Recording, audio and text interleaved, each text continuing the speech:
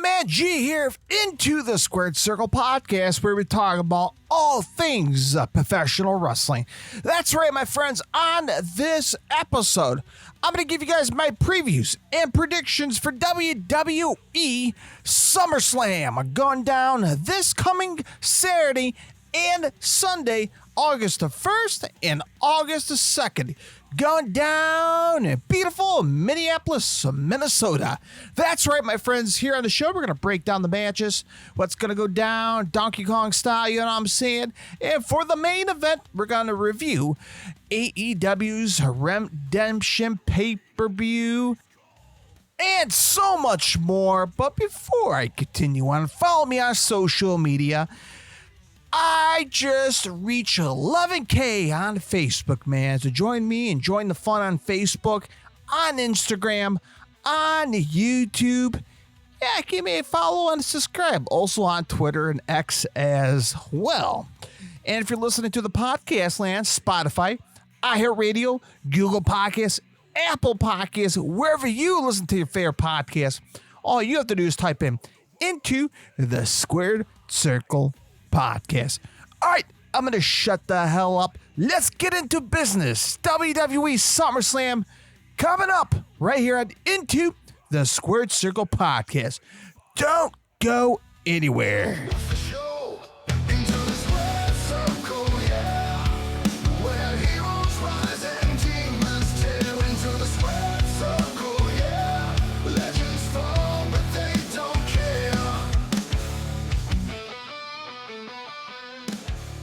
All right, man, here we are cruising in through the final week of July.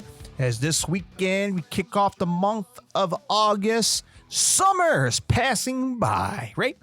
Anyway, as I'm recording this on Tuesday, July the 28th, I know NXT is going down as I'm recording. I've been seeing a lot of videos online on Grayson Waller trashing Austin Theory, his former partner. I got to check out the video. I heard it's getting a lot of chatter on the internet, like always. Anyway, let's get on the chatter here. WWE SummerSlam going down this coming weekend, Saturday and Sunday, live on ESPN Plus at the US Bank Stadium in Minneapolis, Minnesota. All right. Now, as I'm on here recording on Tuesday, July the 28th here, let me see what's the current ticket lineup here, man. What's the current number for SummerSlam as of this Tuesday? Now, as of early this morning, WrestleTix has reported for Saturday, August 1st, there is a current setup of 34,729. 1,356 tickets still available for Saturday, August 1st. Nothing's been released for Sunday as of yet. So Saturday, slowly moving some tickets here with that big, massive deal. From my understanding, lowest $25. And when I checked personally myself, there were a couple floor seats, man, for like 180, 190. So, hey, you can't bitch about it, man. Can't bitch about it compared to a $500, $600, $700 ticket. Screw you, buddy. Anyway, not bad. They're moving. They went 1,930 plus since the last update, which was 2 days ago. And the show is 4 days from now as I'm recording this on a Tuesday. So it's growing. They're moving. They got up to 34,000.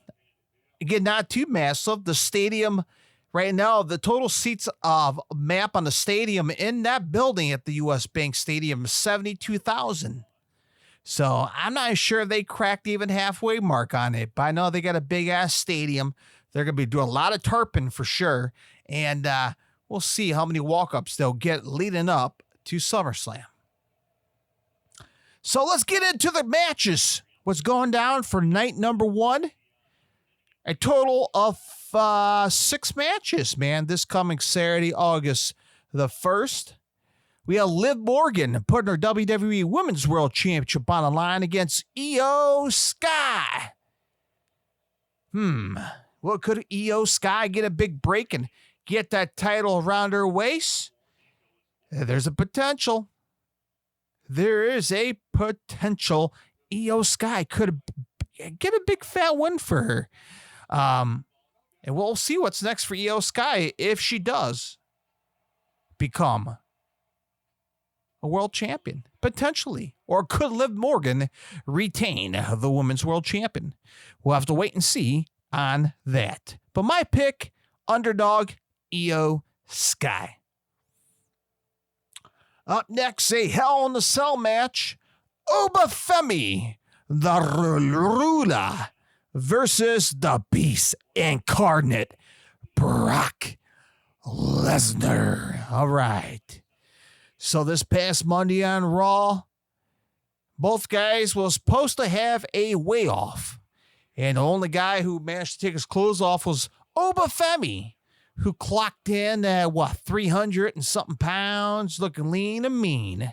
While Brock Lesnar came down and chose not to hop on the scale. Maybe he's embarrassed about his weight. Who knows? But what do we know is this past Monday on Raw, he managed to lock up the cage door so no one can escape. And Brock is laughing from the outside, which pissed off Obafemi by destroying every policeman or allegedly policemen inside the ring in Los Angeles, California this past Monday on Raw. And, well, the big question is, will Obafemi get a big fat win over Brock Lesnar? Hopefully send his ass home off to retirement. Or do you think this is not it for Brock Lesnar? Do you think Brock Lesnar has a little bit more juice in the system? Do you think Brock Lesnar is going to pick at a big final victory over Obafemi, the rubber match? It's 1-1 with the great one. Could Brock Lesnar defeat Obafemi? Well, I don't think so, man. You know, I mean, Obafemi is big enough. He is a lovable, well-known superstar, okay? To cement the coffin, cement the retirement boat, and ship off Brock Lesnar, I think Obafemi, this is it for him, man. Put the nail in the coffin and ship off Brock Lesnar off to the retirement home. So I think Brock Lesnar might lose. And I'm pulling for Obafemi to put up a big fat win, a big fat moment for him to walk out as the winner in this Hell in a Cell match. So Obafemi, yeah, he's my pick. All right, up next, Chicago's very own CM Punk is going to put his undisputed WWE World Championship on the line against the American Nightmare, Cody Rhodes. All right, big time championship match here. Punk, Rhodes. It's going to go down Donkey Kong style in the middle of Minneapolis, Minnesota. Who's going to win? Who's going to walk out as a big fat winner? Could CM Punk retain the world champion and move on to who else is going to step forward? Now, we know this past Friday on SmackDown, Finn Balor has a number one contendership in the near future. Could it be CM Punk or Cody Rhodes down the road? We've seen a CM Punk versus Finn Balor twice. Could we get a rubber match potentially in the future? I think we got ourselves something here, man. There's a reason why Finn Balor won the number one contenders match this past Friday on SmackDown. I think we have a one-on-one rubber match somewhere down the road. Who knows? I'm not sure what's the next pay-per-view after SummerSlam. Hell in a Cell, I'm not sure. But what we know is Finn Balor beat CM Punk. No, was it? I can't remember. I know those two fought in Ireland, and then those two fought here in Chicago, and then they got to have at least a third match up here. somewhere down the road. So I think CM Punk's going to pull off a big, massive win. I hope so. That's my pick. All right, we have a 6-man tag team match here. LA Knight, who was very entertaining this past Monday on Raw. Solo Sikoa spitting some facts on the mic. Okay, all right. Royce Keys is showing some power this past Monday as we had a big tag team, a colossal of brutal street fight going down the ring this past Monday between Knight, Solo, and Royce Keys versus the Bloodline, which is Jacob Fatu, Jey Uso, and Jimmy Uso. So we had a big old colossal of a mess in the ring this past Monday. Chaos. Just oh my.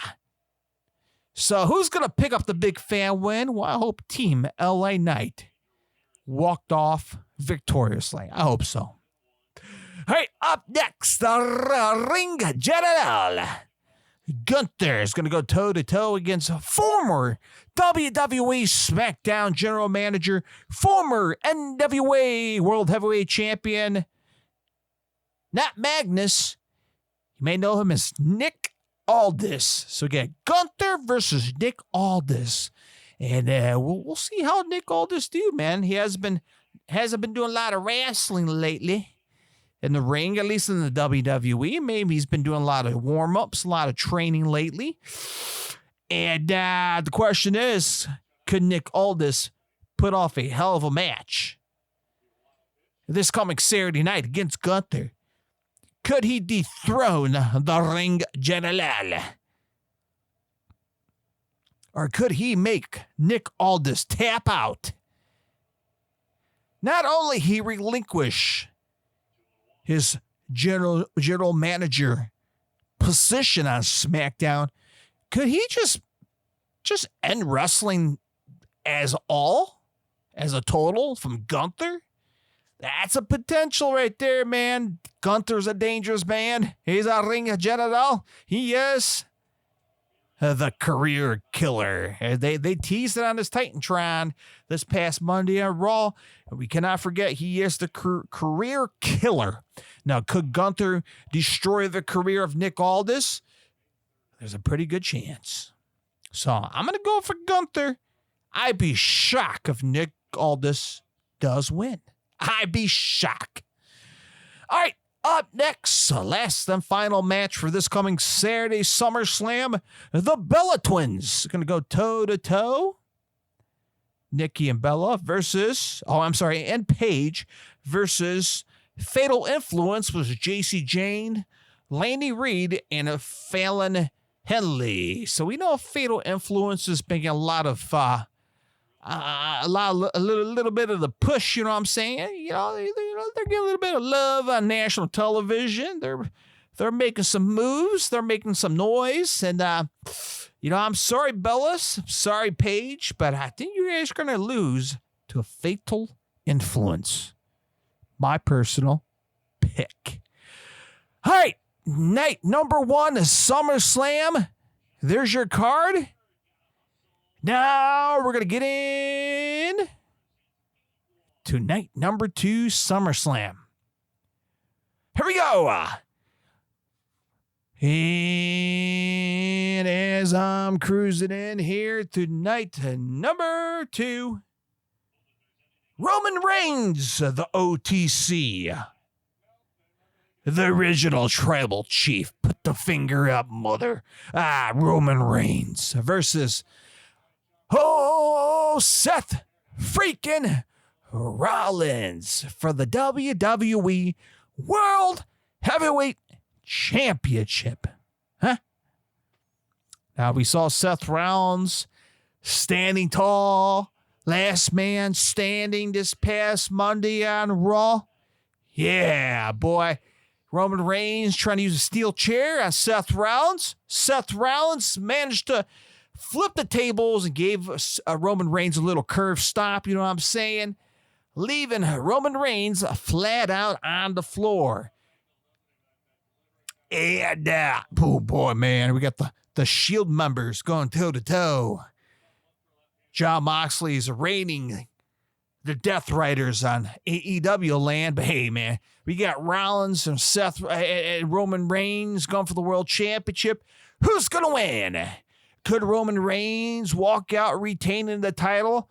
Or could Seth Rollins, the architect, the man with the vision, could he be the world champion again? How many times has Seth Rollins won the world champion? Well, let's check it out here, G. Let's check it out. How many times he's been the WWE world champion here as I'm cruising through his resume, his championships and accomplishments. Can you say that right? Accomplishments. Hell with that. Anyway, WWE. How many times Seth Rollins been the world champion in the past? Let's cruise right on to two times WWE champion and 2 times a world heavyweight champion. So there we go. And 2 times Universal champion. What the fuck, man? See, he's 2 times WWE championship. Okay, so we got that. He has 2 times world heavyweight championship. Okay, that's the modern one. And 2 times WWE Universal champion, which is, what's Universal? Okay, there's so many goddamn world championship belts out there, man. They're all had different colors. All right, anyway, Seth Rollins, former world champion. Yeah, he's definitely for sure, hopefully, become a world champion this coming Sunday. I hope so. Seth Rollins is my pick. All right, up next, El Ziedo Meadow. Penta is going to put his WWE Intercontinental Championship on the line against Chad Gable. I think this is going to be my favorite match of the entire weekend. I guarantee it, folks. Penta versus Chad Gable. It's going to be the match of the weekend. I'm calling it right now. I'm putting my bets in. Dog, it's going to be a hell of a match. It's going to be a barn burner. I hope it's going to. On paper, it looks good. Now let's see if it's going to lay it out in the middle of the ring, the squared circle. I'm kind of looking forward to Penta and Chad Gable, man. It's going to be good shit. And, man, who's going to win? Wow, Penta, keep the title around his waist a little bit longer? Absolutely. Did Chad Gable deserve a title right now? Absolutely. This is tough, man. I'm going to leave this up to you guys, the podcast listeners. Penta, Chad Gable, who's going to win? Could Penta retain or could Chad Gable become the new IC champion? It's going to be a hell of a match. I'm telling you right now, match of the weekend. Up next, this coming Sunday, August the 2nd, night number 2 of SummerSlam. We have a 5-way ladder match for the women's interim women's championship here. We got Tiffany Stratton versus Jade Cargill versus Chelsea Green versus Charlotte Flair versus Julia or Lash Legend. All right. Yeah, well, I don't know who's going to be interim women's champion until Rhea Ripley shows up and we're going to have a champion versus champion down the road. Well, Charlotte Flair, former world champion. Chelsea Green never held the women's world champion. Same thing with Julia or Lash Legend. Jade Cargill, former world champion. Tiffany Stratton, former world champion. So we got a lot of former world champions in this match. Man, I don't know. Yeah, well, either Charlotte or Tiffany. And, oh, man. Well, I'm going to go for Tiffany Stratton. That's going to be my personal pick. Boy's going to bite me in the ass if Charlotte wins, but I'm going to go for Tiffany. It's Tiffy time. Yeah, she's going to be my pick. All right. Man. When I found out about the stipulation of the match this past Monday, I almost jumped out the window. Danhausen is going to face a Dirty Dom Mysterio and a Human Monet on a pole match. The winner will keep a U.S. dollars, of course, of $100,000 Danhausen stole from the Judgment Day on a pole match. I'm not sure if the WWE is fucking around with us. I don't know what's going on here. I'll tell you this right now. Probably the comedy match of the weekend. There. Who's going to win? Again, I love Danhausen since the very beginning. Now I'm like, even this past Monday at Raw. What the fuck, man? Is this fucking Cats on Broadway? Is this Wicked the musical? What the fuck, man? What? Just God, it was like a Vince McMahon booking this past Monday. The whole Joe Hendry, Danhausen, the midgets dancing, singing. It was fucking brutal. It was brutal, man. I'd rather put my head in the oven. That's how brutal it was. Who's going to win, Danhausen? Who gives a shit? Let's move on next here. Sami Zayn versus Finn Balor. Okay, so I was wrong. Singles match to determine the number one contenders match. So Finn and Balor advanced to the match here. So let's redo that again. Finn Balor could, keyword could, get a number one contenders match for the undisputed WWE Championship. So there we go. Could it be Finn Balor? Could it be Sami Zayn? Well, I threw out Finn Balor and the possibilities. Well, Finn Balor could win. Sami Zayn could get pissed off that he lost this match. Finn Balor's my pick. All right, last match here. Trick Williams going to put his WWE U.S. Championship on the line against Baron Corbin. All right, Baron Corbin's first PLE match in quite some time. Trick Williams going to win. That's simple. My personal pick. All right, here we go. Night 1 and night 2, WWE SummerSlam. There we go. Now, I'm going to take a quick drink break, and then when I come back, we're going to hit right to AEW's Redemption this past Sunday, live on pay-per-view.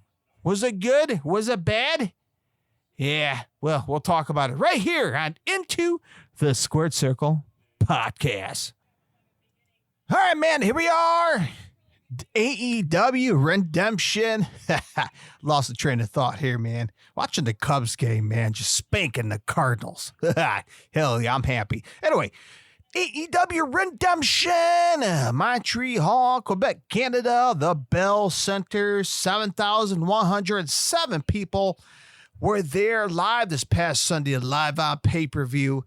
An early start time at 6 p.m. Central Time. Almost 11 o'clock. Almost 11 o'clock p.m. And I got to get up to work at 5 a.m. They can start an hour early and they still go late for a pay-per-view, man, on a Sunday. Yeah. Anyway, Redemption as a whole. Yeah. Well, I mean, some matches were good. Some matches were, yeah. Was this equally good as Forbidden Door? Yeah. All right, let's go through it.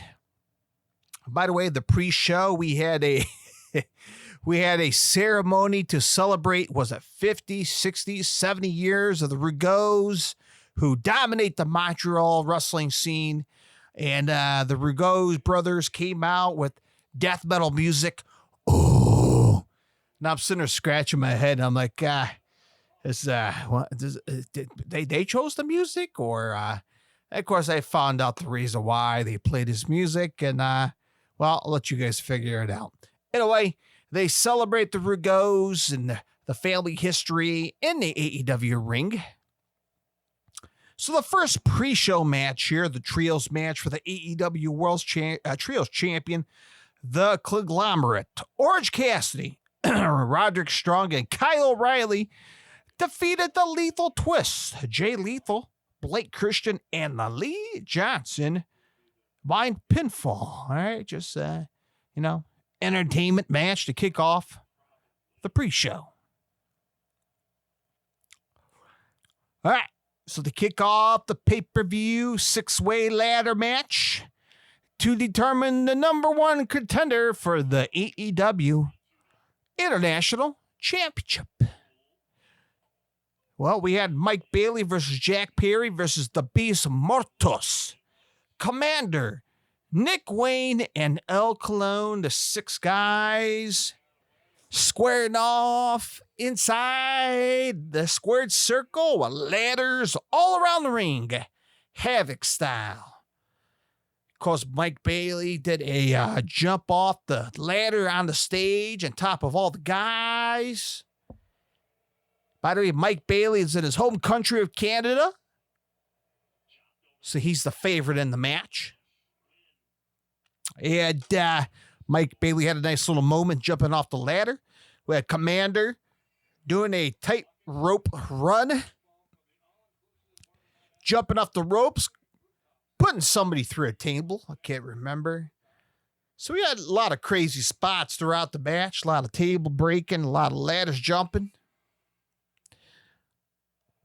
And long story short, Mike Bailey won the match. And he has a number one contender hot date in the near future for the AEW International Champion. So congrats to Mike Bailey.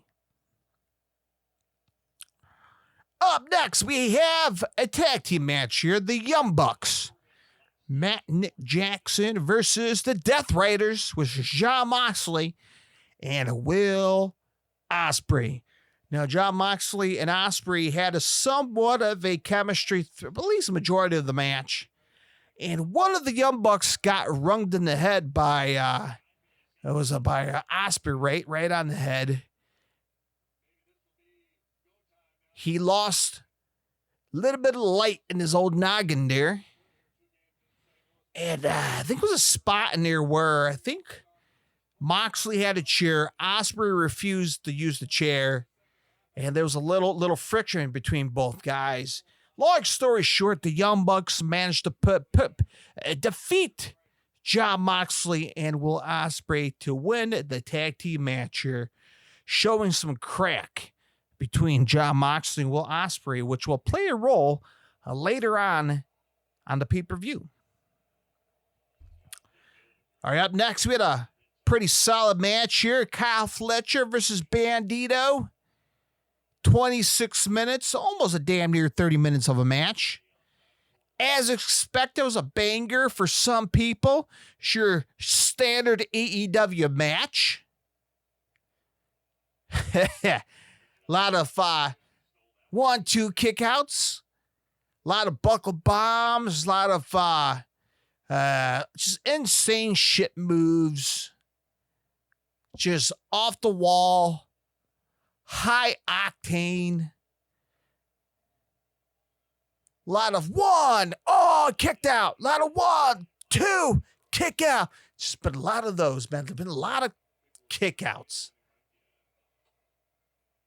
So it's your standard AEW banger match for the AEW fans out there. So Kyle Fletcher, get at what he does in this style. He managed to defeat the Bandito to retain the AEW International Championship. Up next, something unique, but again violent. A violent match.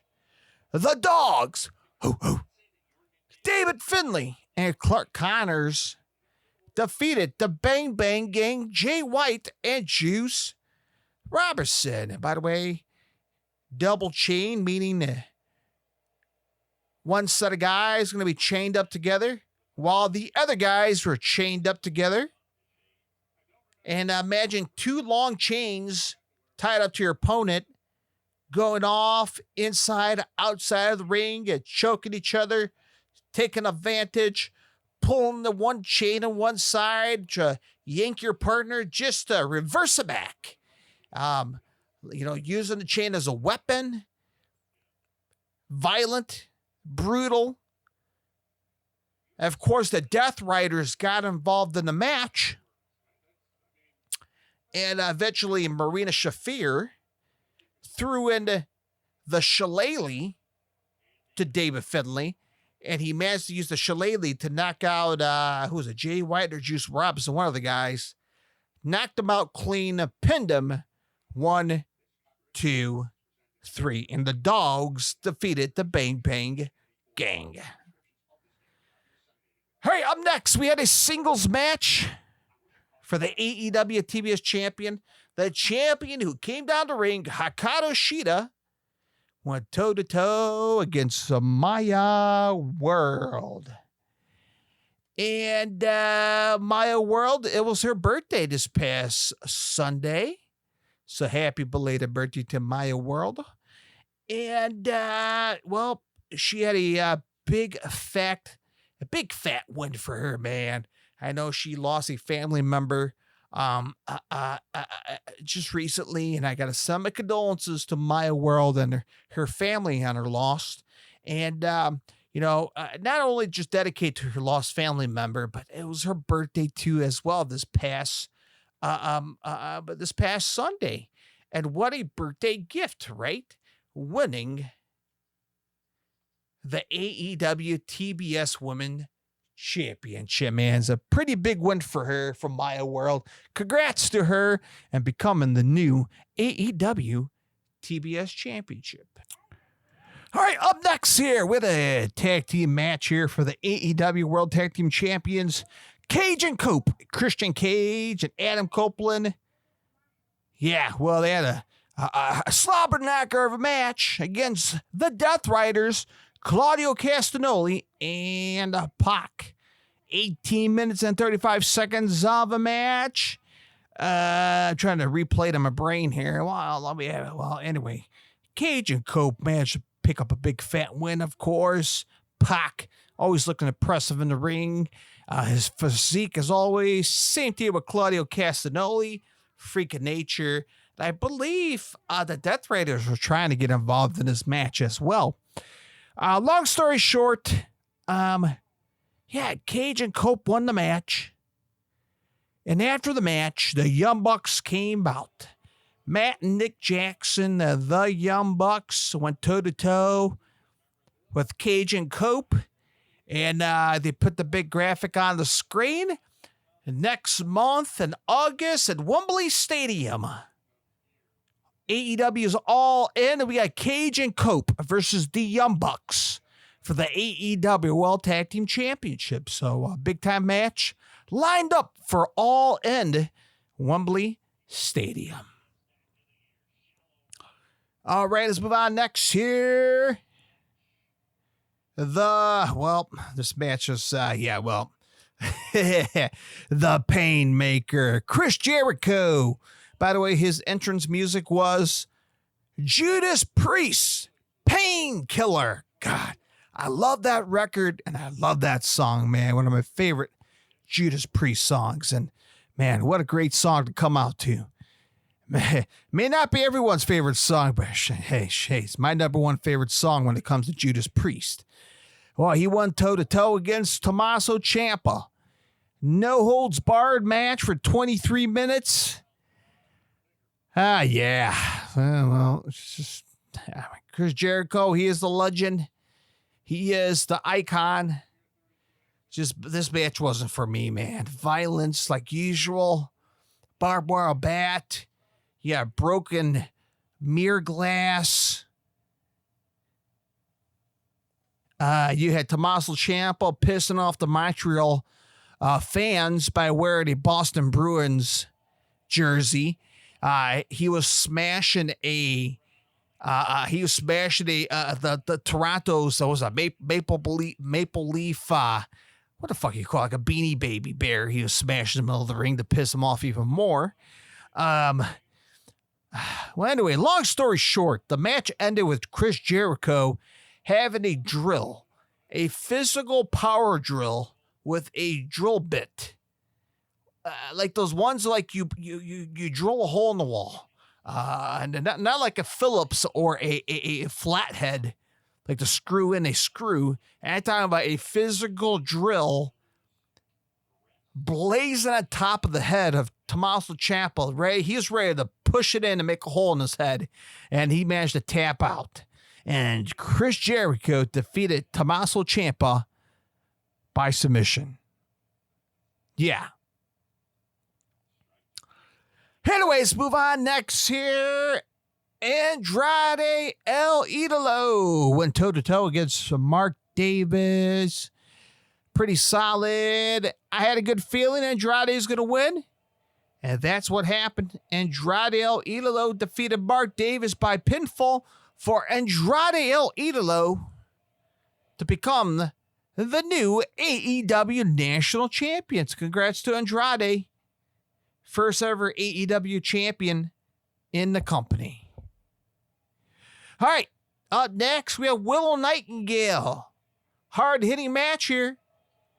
I was quite surprised. She managed to pick up the win by defeating Thekla. How about that? Hard-hitting match. Willow Nightingale defeated Thekla to become the new AEW Women's World Champion. Wow, man, a women's championship change. You know, I was hoping Thekla would retain the AEW Women's World Champion, at least the All In, but they're not. They're going to give Willow Nightingale the champion belt. And, well, we're going to wait and see what's her plans for All In Wembley Stadium for the Women's World Champions. Congrats, Willow Nightingale, become the AEW new World Champion. Up next, Kenny Omega won a hard-hitting match against Kevin Knight for the AEW World Championship. Kevin Knight proved that he can be a championship material. This past Sunday was not his... let's restart that again. This past Sunday was not his night. Kevin Knight. You know what I'm saying? Anyway, yeah, Kenny Omega picked up a big fat win, retaining the AEW World Champion this past Sunday. Now cementing a one-on-one against Will Ospreay, now official, Wembley Stadium next month. Of course, after the match, the Death Raiders got involved. They were ready to, beat the shit out of Kenny Omega, jump his ass. They're ready to, cut his throat with a steel chair, about to smash his throat. Will Ospreay came in for the save, got rid of the chair, and, we had a moment where Will Ospreay turned on his fellow Death Riders by beating the shit out of everyone, including Jon Moxley, pretty much telling the world he is now leaving the Death Raiders. Not officially, but we've seen it. We've seen it physically in the ring this past Sunday on AEW Redemption. And after not only saving Kenny Omega still managed to give Will Ospreay some kind of package power bomb or some sorts, and leaving Kenny Omega standing tall after Will Ospreay saved his ass from getting choked or getting suffocated by a plastic bag by the Death Raiders. So overall, wasn't the greatest AEW pay-per-view. Probably down there in the bottom when it comes to ranking the world, at least a pay-per-view. Where does it rank on this year's 2026? Probably down in the bottom. Probably not my favorite pay-per-view, but we have some couple matches coming out of this past Sunday's AEW Redemption. All right, I'm getting tired. I'm going to go to bed. I'm going to talk to you guys on the flip side for WWE SummerSlam post-podcast episode. Stay tuned. Hopefully, either Sunday night or Monday morning. All right, that is it, my friends. Until next time, happy SummerSlam weekend. I'll talk to you guys on the flip side, and keep me locked and loaded on social media, on X, on Facebook, and on Instagram. I'll be tweeting I'll be sharing videos. That's right, man. Keep me locked and loaded on social media, and I'll talk to you guys on the flip side right here at Into the Squared Circle podcast.